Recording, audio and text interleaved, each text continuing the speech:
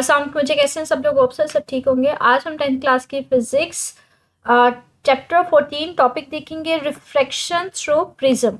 अब रिफ्रैक्शन थी क्या, ये हमने प्रीवियस टॉपिक में इसको हमने एक्सप्लेन किया था। लाइक हमारे पास ना ये हमारे पास था टॉपिक रिफ्रैक्शन। हमने कहा था फॉर एग्जाम्पल ऊपर हमारे पास कोई डिफरेंट मीडियम है, जैसे एयर है। एयर से हमारे पास जब लाइट जो है वो दूसरे मीडियम में जाती है, लाइक हमारे पास पानी में एंटर होती है, तो हमारे पास क्या होगा, एक मीडियम से जब दूसरे मीडियम में लाइट एंटर होती है तो हमारे पास ये देखें लाइट एंटर हो रही है तो वो स्ट्रेट नहीं जाती, बल्कि वो क्या होता है अपने सीधे पास से थोड़ा सा बेंड हो जाती है, थोड़ा सा हट जाती है, थोड़ा सा मुड़ जाती है, बेंड हो जाती है अगर इसको बोला जाए तो। इसको हम लोग बोलते हैं रिफ्रैक्शन। कि अगर कहीं पे एक मीडियम से दूसरे मीडियम में लाइट जाती है तो वो स्ट्रेट नहीं जाएगी, बल्कि अपने पास से थोड़ा सा डेविएट कर जाएगी, अपने पास से थोड़ा सा बेंड हो जाएगी। इसी को हमने नाम दिया था रिफ्रैक्शन का। अब हमारे पास किस तरह से बेंड होती है, हमने उसका बारे में बताया था कि लाइक यहाँ पे हमने बात की थी कि जब लाइट जो है ना वो एंटर होती है from rare medium to denser medium.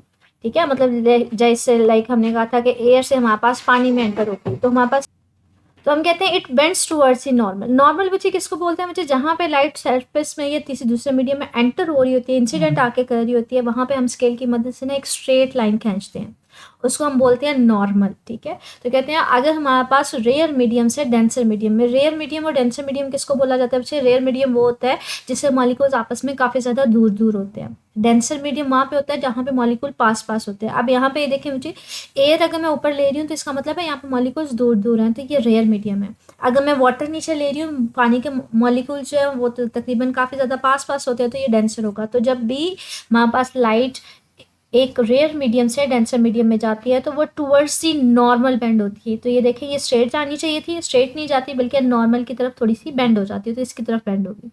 अगर इसके ऑपोजिट होता, अगर हमारे पास फॉर एग्जांपल डेंसर से रेयर पे जा रही होती, वो क्या करती, वो बेंड होती अवे फ्रॉम द नॉर्मल। तो इसमें ये डायग्राम मैंने आपको दिखाई थी कि हमारे पास ये देखें फॉर एग्जांपल ये पानी से अब एयर में जा रही है, तो जाना तो इसको स्ट्रेट चाहिए था, लेकिन स्ट्रेट नहीं जाती है। आप पहले यहाँ पे जहाँ पे जाके इंसिडेंट होती है वहाँ पे आप स्ट्रेट लाइन खींचते, एक नॉर्मल खींचते, तो वो नॉर्मल से अवे जाती है। ठीक है, तो वो अवे जाएगी। अगर हमारे पास लाइट जाती है डेंसर से हमारे पास रेयर मीडियम में, तो हमेशा जो लाइट बेंड होगी वो अवे फ्रॉम दी नॉर्मल होगी। तो ये रिफ्रैक्शन अगर आसान अल्फाज में हम देखें तो हमने कहा था कि जब भी लाइट एक मीडियम से दूसरे मीडियम में जाती है तो अपने स्ट्रेट पाथ से या जो उसका ओरिजिनल पाथ होता है उससे थोड़ा सा डेविएट कर जाती है, थोड़ा सा बेंड हो जाती है। तो यही हम देखना चाह रहे हैं बेसिकली, प्रिज्म के थ्रू हम रिफ्रैक्शन देखना चाह रहे हैं कि अगर प्रिज्म के ऊपर लाइट फॉल करेगी तो उसमें बेंडिंग किस तरह से होगी, किस तरह से रिफ्रैक्शन अकर करेगी। अब प्रिज्म है क्या बच्चे, प्रिज्म ना बेसिकली हमारे पास एक ये इस तरह से एक हमारे पास प्रिज्म होता है शीशे का। ये बेसिकली लाइट के रिफ्रैक्शन को स्टडी करने के लिए यूज़ किया जाता है कि जब इसमें से लाइट एंटर होती है तो वो बेंड हो जाती है। तो इसको ना सामने से दिखाया गया, तो ये इसका सामने से इसका व्यू है, इस तरह से हमें ट्रायंगल सी बनती हुई नजर आ रही होती है। तो कहते हैं बेसिकली प्रिज्म है क्या, कहते हैं prism is a transparent optical object. Optical object का मतलब है जिसमें से जब लाइट गुजरती है। ठीक है, ऑप्टिक्स बेसिकली हम लोग यूजुअली लाइट के लिए इस्तेमाल करते हैं। जैसे मैंने आपको ऑलरेडी बता दिया कि हम लोग इस तरह का जो इंस्ट्रूमेंट होते हैं उसको बेसिकली लाइट को स्टडी करने के लिए इस्तेमाल होते हैं कि अगर इसमें से लाइट गुजरेगी तो वो किस तरह से रिफ्रैक्ट होगी। ठीक है, तो कहते हैं ये बेसिकली एक इंस्ट्रूमेंट है ट्रांसपेरेंट, मतलब हमें ये नजर आ रहा होता है, एक साइड से अगर हम देखें तो हमें दूसरी साइड वाली चीज़ें जो है वो नजर आ रही होंगी, तो ये ट्रांसपेरेंट होता है। ठीक है, with at least two polish plane surfaces incline towards each other. कहते हैं इसमें दो सर्फेसिस जो होती है ना वो इंक्लाइंड होती हैं, मतलब वो हमारे पास सीधी स्ट्रेट नहीं होती बल्कि किसी एंगल के साथ थोड़ी सी टिल्ट हुई होती है। ये देखिए थोड़ी सी टिल्टेड है, ये स्ट्रेट सरफेस नहीं है बल्कि थोड़ी सी टिल्टेड सरफेस है, तो ये इसको हम लोग कहते हैं इंक्लाइंड सरफेस। कहते हैं it is made of optical glass. Optical glass में एक हाई क्वालिटी का एक मटेरियल होता है, शीशा होता है, जिससे बेसिकली हम लोग मिरर्स बना रहे होते हैं या फिर हम लोगों ने लेंसेज वगैरह बनाने हो या फिर हम लोग इससे प्रिज्म वगैरह बनाते हैं। तो ये एक स्पेसिफिक किस्म का अच्छी क्वालिटी का बेसिकली जो होता है वो ग्लास होता है, तो इससे प्रिज्म बनाए जाते हैं, लेंसेज वगैरह बनाए जाते हैं। तो ये बेसिकली वहाँ पर इसको इस्तेमाल किया जाता है। तो कहते हैं ये बेसिकली उसका बना होता है and is use to refract bend light. मतलब मैंने आपको ये बताया कि ऑलरेडी एक ऐसा डिवाइस होता है जिससे हम लाइट को जो है वो बेंड करके हम लोग इसको देख रहे होते हैं, बेंडिंग ऑफ लाइट देख रहे होते हैं इस डिवाइस के लिए। कहते हैं in case of A triangular prism, मतलब जब आप प्रिज्म इस तरह का लेते हो जिसमें ट्रायंगल सी शेप होती है, उसमें जो हमारे पास हर फेसेस के दरमियान जो एंगल होता है, चाहे ये वाला एंगल ले लें, चाहे ये वाला एंगल ले लें, चाहे ये वाला एंगल ले लें, तो ये सारे एंगल्स होते हैं वो कितने डिग्री के होते हैं, वो 60 डिग्री के होते हैं। ठीक है, तो ये याद रखिएगा ट्रायंगुलर जो प्रिज्म होता है उसमें हर एंगल जो होता है वो 60 डिग्री का होता है, तो ये एमसीक्यू भी बन सकता है।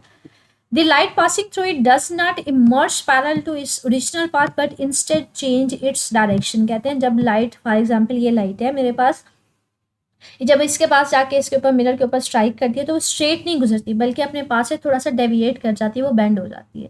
तो यही तो बेसिकली हम लोग देखना चाह रहे हैं, डायफ्रैक्शन ही तो हम देखना चाह रहे हैं कि हमारे पास, सॉरी डायफ्रैक्शन कह रही हूँ, रिफ्रैक्शन ही तो देखना चाह रहे हैं कि अगर लाइट फॉल कर रही है तो वो स्ट्रेट नहीं जाएगी बल्कि अपने ओरिजिनल पाथ से थोड़ा सा डेविएट कर जाएगी, थोड़ा सा बेंड हो जाएगी। तो हम लोग कहते हैं वो हमारे पास क्या होगी, उसकी रिफ्रैक्शन होगी। अब यहाँ पे इस डायग्राम को ना वो पॉइंट्स के साथ साथ ड्रॉ कर रहा है, तो हम लोग इस डायग्राम को मैं साथ साथ अगर खुद भी आपको ड्रॉ करके दिखाऊं तो ये देखें, फॉर एग्जांपल ये हमने एक प्रिज्म ले लिया, ये हमने एक प्रिज्म लिया, ट्रायंगुलर प्रिज्म लिया, ठीक है। अब यहाँ पे हमारे पास क्या कहते हैं, फॉर एग्जांपल इसका फेस, ये मैंने इसको नाम दे दिया ए का। ये हम लोग साथ में डायग्राम को थोड़ा थोड़ा मैं हल्का सा ड्रॉ करती हूँ, फिर साथ में पॉइंट्स को देखेंगे किस तरह से हमारे पास ये डायग्राम जो है वो कम्प्लेक्सी बनी हुई आ रही है। ये 3 पॉइंट्स हमारे पास है, ए बी एंड सी। अब वो कहते हैं when incident ray strikes the prism at point E, कहते हैं सपोज करें एक मेरे पास इंसिडेंट रे आ रही थी, ये सपोज करें मैंने कहा ये मेरे पास इंसिडेंट रे आई, यहाँ पे जाके वो स्ट्राइक की किस पॉइंट पे, इस पॉइंट को हमने नाम क्या दे दिया, इस पॉइंट को हमने नाम दे दिया ई का। कहते हैं एक इंसिडेंट लाइट आई, वो हमारे पास पॉइंट ई के ऊपर जाके इसके ऊपर स्ट्राइक कर रही है। इंसिडेंट रे को उसका नाम क्या दिया है, पीई का, मतलब इंसिडेंट रे आ रही थी, इसको हमने नाम दिया पी से और रिप्रेजेंट किया है पी से ई तक। तो हमने कहा है कि इंसिडेंट रे आ रही थी पीई, ये स्ट्राइक की कहाँ पे, पॉइंट ई पे जाके। तो कहते हैं यहाँ पे जाएगी तो वो स्ट्रेट नहीं पास ऑन करेगी, मतलब उसका ओरिजिनल पाथ तो ये वाला बनता है, तो वो इस पाथ के अलॉन्ग नहीं जाएगी, वो अपने ओरिजिनल पाथ से थोड़ा सा डेविएट कर जाएगी। डेविएशन किस तरह से होती है बच्चे, हम क्या करते हैं, जहाँ पे वो स्ट्राइक करते हैं ना, वहाँ पे मैंने आपसे कहा था कि एक स्केल की मदद से ना एक सीधी लाइन खींचते हैं, एक वर्टिकल लाइन खींचते हैं, जिसको हम लोग नॉर्मल कहते हैं। तो ये हमारे पास, हम इसके यहाँ पे एक सीधी लाइन खींचेंगे जो क्या होगी, वो नॉर्मल होगी। ये देखिए जैसे यहाँ पे रिप्रेजेंट किया हुआ है, इस नॉर्मल को रिप्रेजेंट किया हुआ है एन से एन कैप तक, ठीक है। तो मतलब ये हमारे पास एक नॉर्मल है जो हमने स्केल की मदद से यहाँ पे ड्रॉ कर दिया। तो कहते हैं ये स्ट्रेट नहीं जाती, मतलब जानी तो इसको स्ट्रेट चाहिए था, ये स्ट्रेट नहीं जाएगी बल्कि अपने सीधे पास से थोड़ा सा डेविएट कर जाएगी। तो ये डेविएशन होगी, ये रिफ्लेक्टेड लाइट है, मतलब आ रही थी लाइट, यहाँ पे इंसिडेंट करेगी, ये हमारे पास नॉर्मल के साथ बच्चे ये लाइट का जो एंगल होता है ना, इसको एंगल ऑफ इंसिडेंस बोलते हैं, इसको आई से रिप्रेजेंट किया जाता है, ठीक है। अब यहाँ पे आके स्ट्रेट नहीं गुजरेगी बल्कि थोड़ा सा रिफ्लेक्ट हो जाएगी, हमारे पास थोड़ा सा बेंड हो जाएगी, अपना पाथ चेंज कर जाएगी, ठीक है। दूसरा हमने ये बात पढ़ी थी कि जब भी लाइट हमारे पास रेयर मीडियम से डेंसर मीडियम में जाती है तो हमारे पास वो टूवर्ड्स द नॉर्मल बेंड होती है। अब जी यहाँ पे एयर में थी, यहाँ पे ये शीशा ग्लास है तो हमारे पास ये डेंसर है, तो जब यहाँ से एयर से वो ग्लास में जाती है तो वो क्या किस तरह से बेंड होगी बच्चे, ये नॉर्मल है, जाना उसको ये वाला पाथ चाहिए था लेकिन वो नॉर्मल नहीं जाती बल्कि इस इस स्ट्रेट पाथ को नहीं जाती बल्कि टूवर्ड्स दी नॉर्मल बेंड हो जाती है। तो ये देखिए नॉर्मल की तरफ थोड़ी बेंड होगी है। तो अब वो कौन सा पाथ फॉलो करेगी, वो ये वाला पाथ फॉलो करेगी। तो यहाँ पे ये कह रहा है it bends towards the normal N, मतलब जाना स्ट्रेट था लेकिन वो थोड़ा सा बेंड हो जाती है किसकी तरफ, नॉर्मल की तरफ, ठीक है। And travels along the prism at refracted ray, उसको किससे रिप्रेजेंट किया गया, इस पॉइंट को ई का नाम दिया था, इसको आप एफ का नाम दे दे। तो वो कहते हैं इसको हमने किससे रिप्रेजेंट किया है, ई एफ से रिप्रेजेंट किया। तो यहाँ से यहाँ तक देखे ई एफ से उसको रिप्रेजेंट किया। कहते हैं इनसाइड द प्रिज्म द रे makes an angle of refraction before reaching the second point F. यहाँ पे देखें, कहते हैं ये जो लाइट आ रही थी इंसिडेंट हुई, हमने वहाँ पे एक स्ट्रेट लाइन खींची, इसको नॉर्मल बोला। अब इंसिडेंट रे की वजह ये नॉर्मल के साथ जितना एंगल होता है उसको एंगल ऑफ इंसिडेंस बोलते हैं। फिर हमने कहा ये स्ट्रेट नहीं जाती बल्कि थोड़ी सी बेंड हो जाएगी। अब ये जो बेंडिंग लाइट की, रिफ्रैक्टेड लाइट की हमारे पास नॉर्मल के साथ एंगल होता है उसको एंगल ऑफ रिफ्रैक्शन बोलते हैं। तो उसको किससे रिप्रेजेंट किया हुआ है, आर से रिप्रेजेंट किया होता है। कहते हैं यहाँ पे इसका एंगल ऑफ रिफ्रैक्शन है। आगे कहते हैं at is exit the prism, कहते हैं जब ये प्रिज्म से बाहर निकलेगी इट बेंड्स अगेन, वो दोबारा से बेंड होगी। क्यों, क्योंकि अब दोबारा से मीडियम चेंज हो रहा है, अब वो दोबारा से ग्लास से एयर में जा रही है। तो अब फिर वो स्ट्रेट नहीं जाती बल्कि वो क्या हो जाती है, अपने स्ट्रेट पाथ से थोड़ा सा बेंड हो जाती है। तो हम कहते हैं वो दोबारा से क्या होगी, बेंड होगी। फॉर्मिंग यानी मर्जेंट रे, और किस रे की फॉर्म में वो बाहर निकल जाती है, एफ और एस के साथ उसको रिप्रेजेंट किया हुआ है, एफ और एस के साथ उसको रिप्रेजेंट किया हुआ है एट एन एंगल ई, मतलब उसको एंगल किस तरह से रिप्रेजेंट किया हुआ है वो हमारे पास बता।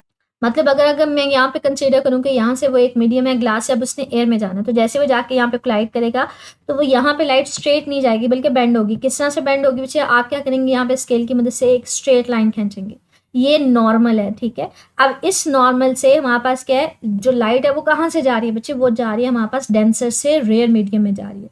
तो हमने कहा था वो क्या होगी, फिर वो नॉर्मल से अवे मूव करती है। तो नॉर्मल है तो बेंडिंग क्या होगी, इससे अवे होगी। तो यहाँ पे ओरिजिनल पाथ उसका ये होना चाहिए था, लेकिन जैसे ही वो ग्लास से दोबारा एयर में जाती है तो वो इस स्ट्रेट पाथ को फॉलो नहीं करती बल्कि इससे अवे चली जाती है, और नॉर्मल से अवे जाएगी जब भी वो डेंसर से रेयर में जाएगी। तो इसलिए हमारे पास ये एंगल किसके साथ प्रेजेंट किया हुआ है, इसको ई से रिप्रेजेंट किया हुआ है। कहते the emergent ray F S is not parallel to the incident ray. कहते हैं कि हमारे पास इंसिडेंट रे क्या थी, बेसिकली इंसिडेंट रे तो ये वाली नहीं थी, कहते हैं इंसिडेंट रे ये वाली थी, लेकिन जो इमर्जेंट रे है वो ये है, कहते हैं पैरेलल नहीं है। पैरेलल उसको बोलते हैं बच्चे जो दोनों एक ही डायरेक्शन में हो, इस तरह की पैरेलल रेज होती है। ये पैरेलल नहीं है, ये हमारे पास रे है, हमारे पास जो इंसिडेंट थी, और ये इमर्जेंट है।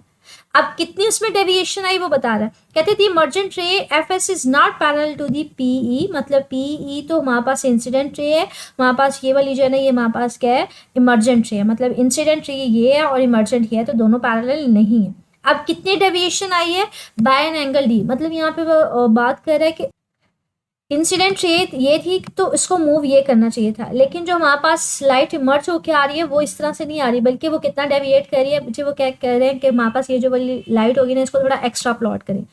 बेसिकली तो पैरेलल तो ये, अगर ये है तो दूसरी भी क्या होनी चाहिए थी, यही होनी चाहिए थी, लेकिन ये वाली लाइट नहीं होती, बल्कि वो हमारे पास डेविएट कर जाती है। कितनी डेविएट की है बच्चे, आप क्या करें, इसको एक्स्ट्रा प्लॉट करें यहाँ पे। अब इन दोनों के दरमियान जो एंगल है जिसको डी से प्रेजेंट किया, ये बता रहा है ये डेविएशन है कि आनी जो रिफ्लेक्टेड लाइट है, जो इमर्जेंट लाइट है, वो इंसिडेंट रे के पैरेलल ही आनी चाहिए थी, वो भी इस डायरेक्शन में आनी चाहिए थी, लेकिन वो इस डायरेक्शन में नहीं आ रही, वो तो इस डायरेक्शन में आ रही है। अब कितना ओरिजिनली वो हमारे पास डेविएट किए, तो बेसिकली ये एंगल आपको बताएगा, तो डी बेसिकली हमें डेविएशन बता रहा है, इसको एंगल ऑफ डेविएशन भी बताते हैं, ठीक है। This bending of light through prism is widely used, कहते हैं ये बेंडिंग ऑफ लाइट हो रही है, मतलब हमारे पास क्या आती है, लाइट को स्ट्रेट जाना चाहिए था लेकिन स्ट्रेट नहीं जाती, जो एट द एंड हमारे पास लाइट आ रही होती है मर्ज होकर, वो डेविएट कर रही होती है। कितना डेविएट कर रही है, वो डी से प्रेजेंट किया, इसको एंगल ऑफ डेविएशन कहते हैं। कहते हैं कि बेसिकली जो हमारे पास रिफ्लेक्शन है ये कहाँ कहाँ पे यूज़ किया जाता है, या प्रिज्म के जरिए हम लोग जो बेंडिंग देखते हैं इसको हम लोग स्पेक्ट्रोस्कोपी में देखते हैं। स्पेक्ट्रोस्कोपी बच्चे जो होता है ना, ये बेसिकली हमारे पास अगर देखा जाए एक स्पेसिफिक फील्ड है जिसमें हम लोग ना मतलब स्पेसिफिक ब्रांच है फिजिक्स की, उसमें हम लोग देखते हैं कि किस तरह से लाइट जो है जब मटेरियल्स में से गुजरती है तो उसमें किस तरह से उसकी रिफ्लेक्शन होती है, तो सारे फिनोमेना को देखते हैं। एंड लाइट डिस्पर्शन एक्सपेरिमेंट, और लाइट की जैसे हम लोगों ने प्रिज्म के जरिए हम लोग देख रहे होते हैं कि ये जो लाइट आ रही होती है वो बेंड तो हो ही रही होती है, लेकिन साथ साथ अपने डिफरेंट कलर्स में जो है ना वो डिस्पर्स भी हो रही होती है, इसको डिस्पर्शन भी बोलते हैं। तो ये बेसिकली वहाँ पे इसको देखा जाता है। तो ये लॉन्ग क्वेश्चन में आपके पास डिटेल में पूछा जा सकता है, right detail note on the reflections of prism, तो आपने ये साथ में डायग्राम बनानी है और साथ में ये डिटेल बतानी है, ठीक है। तो ये आपका पास लॉन्ग क्वेश्चन है। एक्सरसाइज में तो इससे रिलेटेड डायरेक्ट लॉन्ग क्वेश्चन नहीं है, लेकिन आप इसको लॉन्ग क्वेश्चन के तौर पर ही प्रिपेयर करेंगे, ठीक है। मजीद से कुछ पूछना हो कमेंट सेक्शन में पूछ लीजिएगा। ओके, अल्लाह हाफिज़।